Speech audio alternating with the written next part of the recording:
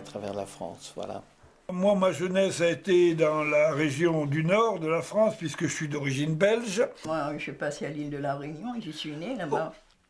On a acheté la maison, elle était en ruine. C'était une vieille ferme, il n'y avait rien du tout. Ça croulait de partout. On avait l'intention d'y être potier et tisserand et de refaire la maison nous-mêmes. Voilà. Mon papa était alsacien et il était soldat pendant la guerre et il s'est marié avec une Vosgienne. J'étais une petite fille heureuse, je n'avais qu'une petite sœur. Mes parents n'étaient pas riches. Mon père travaillait dans une usine, ma mère ne travaillait pas. J'ai grandi avec eux. Moi, je me souviens, quand j'étais jeune, quand j'ai passé ce qu'on appelle le DEPP, diplôme d'études primaires préparatoires. Je l'ai passé à 11 ans, c'est comme maintenant l'entrée en 6e. Mes parents m'ont donné un vélo pour que j'aille au collège. On n'appelait pas ça le collège à l'époque, on appelait ça le cours complémentaire. Mais comme c'était pendant la guerre, c'était en 40, des pneus de vélo, on n'a pas pu en avoir. On a mis des tuyaux d'arrosage autour des roues pour faire des pneus.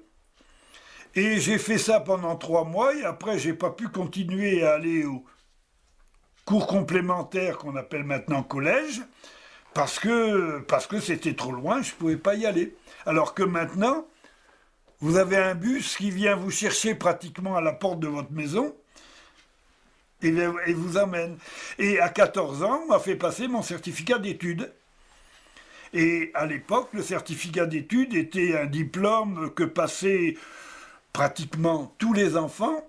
90% des enfants s'arrêtaient au certificat d'études.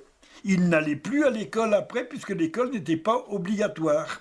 Et à ce moment-là, les enfants partaient travailler dans les champs avec leurs parents, parce qu'il n'y avait pas de tracteur, il y avait des chevaux.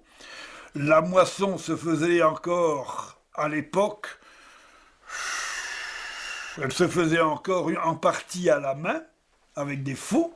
Alors que maintenant, il y a des moissonneuses-batteuses qui d'un seul coup fauchent 15 mètres de large. Et on allait au champ aider les parents, soit piocher, soit ratisser, soit rentrer les vaches. J'ai pas honte de le dire, c'était comme ça, c'était au moment-là, quoi. Ça m'est même arrivé de traire les vaches. Tous les jeudis, puisqu'à l'époque le congé c'était le jeudi, on allait travailler chez le cultivateur du coin et il ne nous payait pas. D'abord, nous, on était contents d'aller chez le cultivateur. Et pour nous remercier, au lieu de nous payer, il nous donnait un panier avec des pommes de terre. On rentrait à la maison avec un panier de pommes de terre, on était heureux.